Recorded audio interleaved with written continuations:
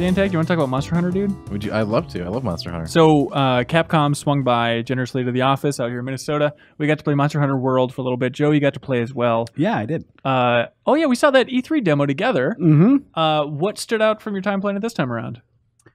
I'll let Dan take lead on this. So one of the big pro. concerns from the E3 and all that stuff was that this was going to be some sort of dumbed down Monster Hunter with like stealthy elements and stuff like that. And while you can get the mantle, which allows you to do the more stealthy stuff, this is a core Monster Hunter game through and through. But at the same time, it appears that they're keeping like major quality of life improvements and accessibility and streamlining some of the systems that were a pain before.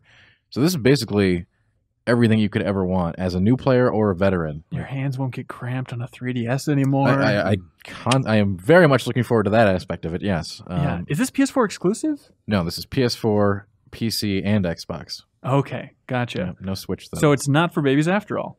No, this is serious.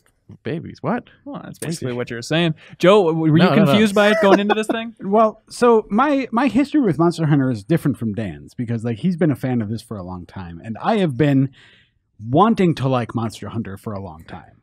And like seriously, I played it back on PS2, and then my last real effort was like a bunch of us here in the office were playing that 3DS version of it. And like while the controls were a problem with that for me, like not having the dual sticks for the camera and stuff, I felt like was a huge problem there. So like what I played on console now is like I feel like I started to understand the appeal of it a little bit more, but I'm not totally sold yet because I'm like Dan. I think like Dan pointed to, it's still a Monster Hunter game for all of the, like, and that's a good thing for people who've been fans. But for people like me, it still feels like there's like some clunkiness to the combat and the interface, and just for me that core loop of just like repeating quests, killing monsters, getting stuff, repeating, like doing the same quest to farm the same materials or hopefully better materials, like that core thing doesn't seem like it's changed. So again, for people who are looking for that, that's a good thing. For people like me who've been trying to get into the series and just haven't been able to for various reasons, I don't know. I'm not 100% convinced yet that the move to console is going to be, or like the move back to like wider audience is going to be the thing that like finally gets its hooks in people. That's interesting. I like the idea that you want it more rebooted, and Dan was worried it was going to be too rebooted. Is that the easy explanation here? I think so, probably. Yeah. I think this is going to blow people away. I think this is going to bring so many new people into the series. Just that. What do you say to Joe, who just said the systems, like you kill monsters, you get better stuff. It's the same as many other games today in a different shell. It's just like Destiny. You're just still going on missions. You're killing stuff. You're getting new stuff. Instead, you're killing a giant dinosaur here. That's the only focus. It's like a boss rush almost in that aspect. But do you see except it's a boss rush where you're doing the same boss rush multiple times. You can. It's basically, if you're really, really good, you don't have to, and you just go up to the next tier. But if you're, you need some extra ability to take extra hits, or to get a set that gives you special abilities, or you just want a specific weapon, you go do those hunts. Yes, you do them multiple times if you want the weapon, if you want the armor set. Sure, you do have to, but you're not going to do it for all the monsters. Like, let's say I'm playing, I'm like, okay, I want the tank set, it drops off this turtle. So I'll go kill the turtle however many times it takes me to kill the turtle, but I won't kill the the snake. I'll be like, okay, I killed the snake once. I don't want the snake set or the snake glaive or whatever, and I'll just move on. But doesn't that? I'm sorry, Ben. Go ahead. Well, I was just as Monster Hunter ignorant over here. Are these random drops you're talking about? So you're having to grind this out. It's not like you drop and you're guaranteed. No, so if I go and kill the turtle, he's going to drop. This is an example. I don't even know if there is a turtle. It might, turtle unconfirmed. It might drop a carapace or something, that a turtle would drop, and that will be it'll make armor that sort of looks like the monster, or a weapon that sort of looks like the monster. So that's one of the things that's turned me off, is like having to like grind through things to get what I want. But then also, just the like fights themselves feel like kind of drawn out, and the monsters always have a ton of health, and you have to like fight them forever. They are long. There's something that it doesn't feel realistic, which is like a dumb word to use, obviously. These are huge dinosaurs. They can take a lot of punishment. Yeah. So you know how many times you have to punch a T-Rex to get it to die? Reeves? 13. and again, it's all about getting better. Like if on those turtle hunts, just as an example, I'm going to get turtles really unconfirmed. I'm going to get really familiar with the turtle's patterns, so I'm going to get better at killing it every time. And I'm not going alone, most likely. Especially now that they're on systems that have online capabilities that are superior to the 3DS. this is a social game. This is a game you play with friends. This is a let's go smash some monsters. It's like, and one person might be, well, I haven't killed the snake yet.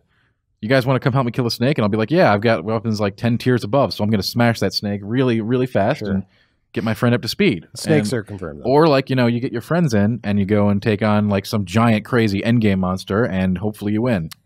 Is there like, did you get a sense for like the story in this game? Because I've noticed that like, at least for me, I need like at least a thin veneer of story to like keep. Don't worry about it. They are trying for a thin veneer of story here, but I would not assume that the story is going to be anything worth writing home about. The official PR message is, don't worry about it. Don't worry about that story. Well, I'm curious. It's not a story-based kind of game. Yeah, of course not. Come on, everybody. Come on. I don't know why you want that. But Dan, I'm curious because like Joe is the most systems-oriented guy. His official sexual orientation is systems. Okay. And he's bouncing off this game. So why do you think it's going to hit for the wider audience? He will be back. There's no doubt.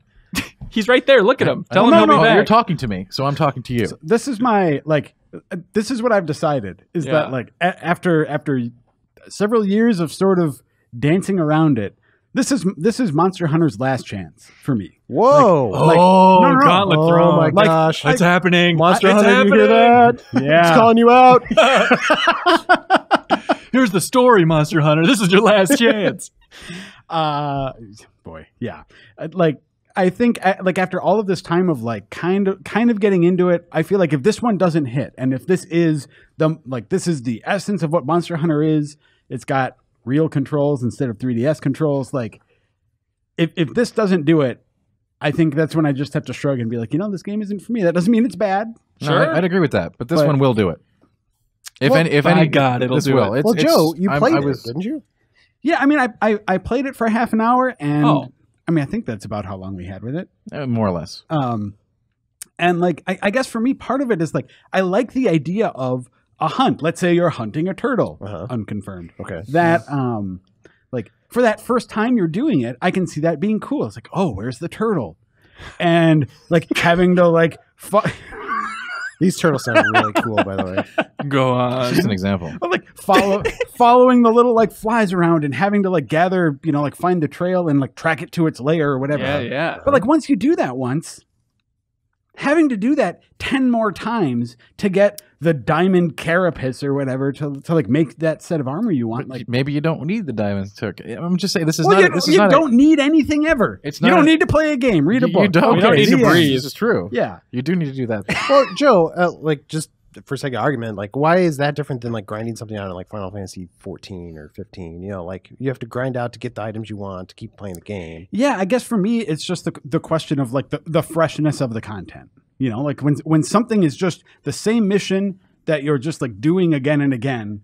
To me, that's different. Like most RPGs these days, at least like make a conscious effort to get away from grinding, to like present you instead with like a core like a main. What do I mean? Like a critical path progression that just sort of naturally feeds you the experience you need to like overcome most of the obstacles, and then gives you like optional side content. So to address this, the fights won't be the same if you're playing with your buds. Like grab a new weapon, try it out. If you're fighting lower tier monsters with your friends, if you're not, you're going to start to see unique ways that having a different party of weapons, because it's all weapon based in this game. Like your weapon is a whole different play style for each weapon. Right. Yeah. So like maybe this time you fought the turtle. With 2 hammer users and somebody with a twin blades and something else, and the fight went completely differently. Or maybe this time you took the turtle into an environmental trap, which are new, and you caught him caught, and then you just totally lambasted him in like 3 seconds. You can also play through the game while looking in a mirror. Totally like different experience. That's one way to change it. That does remind me though, there is one big change from in this version over the 3DS one that I appreciated, and that was the elimination of like the zoned loading screens. Oh, nice. Yeah, there's none of that. So it's like the areas are just large continuous areas that you move through, which is helpful. Thank you so much for watching this excerpt from the Game Informer Show podcast. You can subscribe to the audio version and listen to new episodes airing every Thursday. We cover big games on the horizon, games that we've just reviewed. We have long-form developer interviews, a lot of fun stuff. So check it out every Thursday.